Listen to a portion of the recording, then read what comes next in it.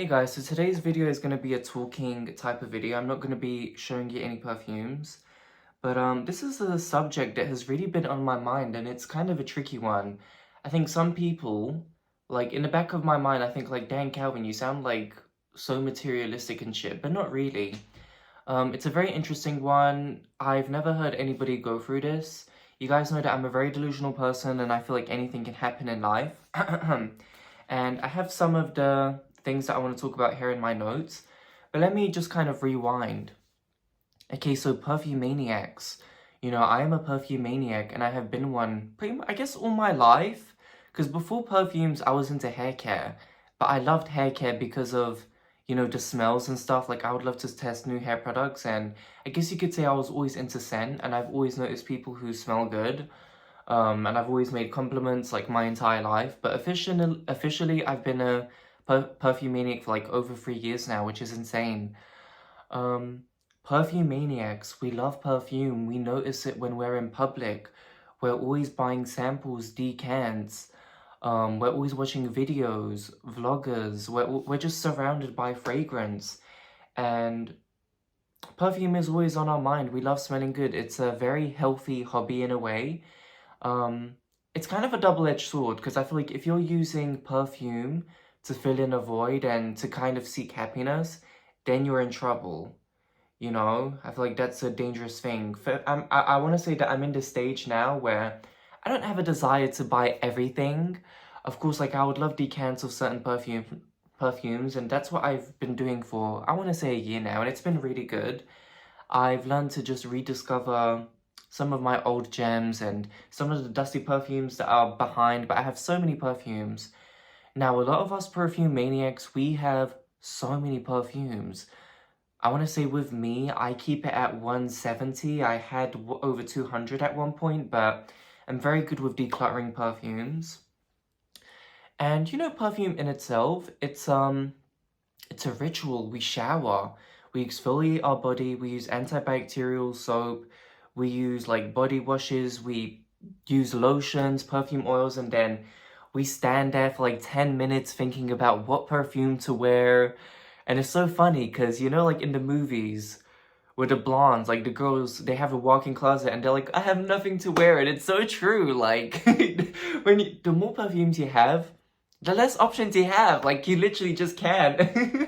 You just can't choose. But anyways, you kind of get my point. And a lot of us live in countries, like if you're a perfume maniac, you're not going to be living in an island. I mean like a tropical island. Some of you guys are going to say, oh, England's an island. No. I mean like a tropical island. Like, you can't be a perfume maniac if you're in Bali or in like Thailand or, you know, you get what I'm saying? Now, I'm sure some of you guys know already where I'm going with this. Like in London, it's very easy to buy perfumes. I feel like in United States and in Russia and Germany and a lot of European countries, it's easier. Like I see videos where people have testers of everything, whereas in London, everything's fucking empty.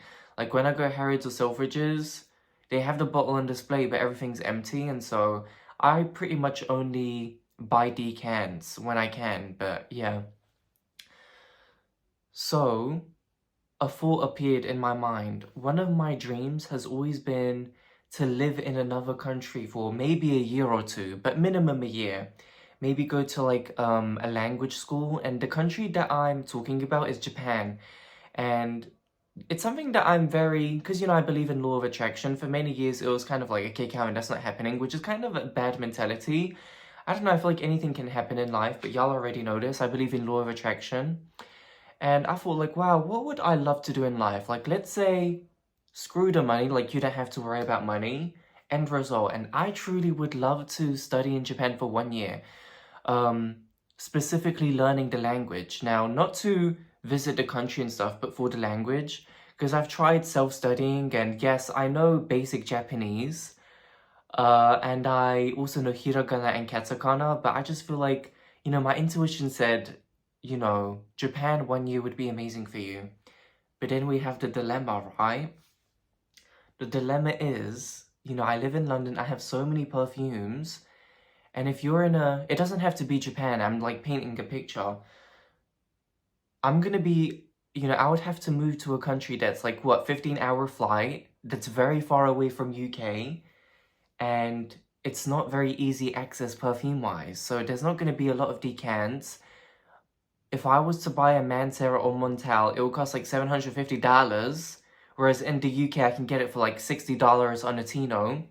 And, countries abroad, they don't really necessarily have discounted perfume sites, and everything is just 10 times more expensive. And so it's like, if I'm going to be living abroad for a year, what, I'm not going to be transporting all of my 170 perfumes. And I think it doesn't even matter if you're permanently moving to a different country. Like, if you was to move over 300 perfumes, like, how would that work? Like, the bottles would smash. It would cost like $1 million for them to transport it. So like, is it even worth it? Do you know what I mean? And I guess people probably sell their perfumes before they move. And yeah, but hold on, what's my point? The thing that I thought of is I would basically have to sacrifice my perfume hobby and then like living abroad, so my dream. And so y'all know what my question is. Have you ever been in this position where you had to move and kind of give up your perfume hobby? And it's also funny because in a way I'm also contradicting myself, because I believe in law of attraction and manifestation. But then you're probably thinking, well, Calvin, it doesn't matter if you're in Japan, it doesn't matter if everything costs £1 million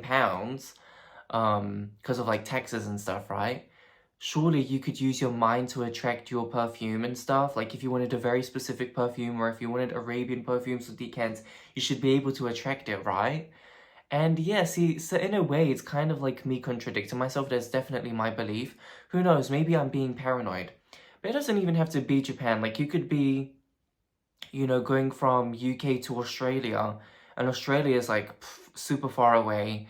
And it's so sad because in Australia, you always see them leaving comments being like, cries in Australian when people are talking about new releases, because blimey. And I feel like, is there even a point being a perfume maniac when you live in a country where you can't really easily buy decants? And with a lot of those countries, they have perfumes, but they're local brands. And it's like, I'm somebody, I like the designer looks. I like the niche here and there. I'm not interested in the local perfumes that like are water-based and they smell like grass and shit like that. I have no desire. And yeah, I also still feel like perfume is very much niche in the world. Like, in real life, you meet people and they say, oh, I love perfume, but they only have 3 perfumes and they don't know any perfumes or new releases when you talk about it with them. So perfume is just very much niche, I feel like. And also, transferring perfumes, it's tricky because they're so strict with it because it's alcohol, right? And so I wonder how that works. Also, it's funny because if I was to give up my perfumes and go to a different country, like, I would only be able to take about maybe max 10 perfume bottles with me to the country, and it's so tricky. What would be your 10 perfumes that you would take, like, in your luggage? I'm sure you could take more, but you don't really want to risk it, because, they're so strict about liquids and perfume and, hair care and body care. But yeah, have any of you guys ever thought about this, or do I just sound insane? I don't know, I feel like it's a very valid thing to think about. Because anything can happen in life. I don't think that, you're 50 years old and you're settled. I feel like, anything can happen. It truly can. Doesn't matter if you have kids or if you're settled. But yeah, I think I pretty much talked about everything that I wanted to, just to get this off of my chest. But yeah, really let me know. I'm super, super curious. I hope that I wasn't too all over all over the place with this video.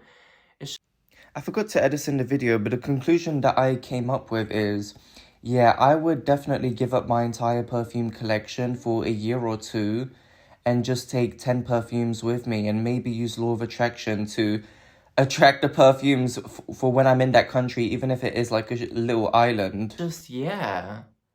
Like, it's just so tricky. Like, you either live in comfort, you're a perfume maniac, or, you live in your dream tropical destination where there's no perfume, and even if there is perfume, it costs like billions of pounds for a bottle, and you're basically overpaying when you know that in your home country, you could be paying 2 cents for it, you know what I mean? But anyways, guys, please let me know what your Please let me know what your thoughts are. Oh my god, I can't talk. No, I can talk. Need to affirm I can talk. But anyways, guys, have an amazing day, evening, whenever you are watching this. Peace out.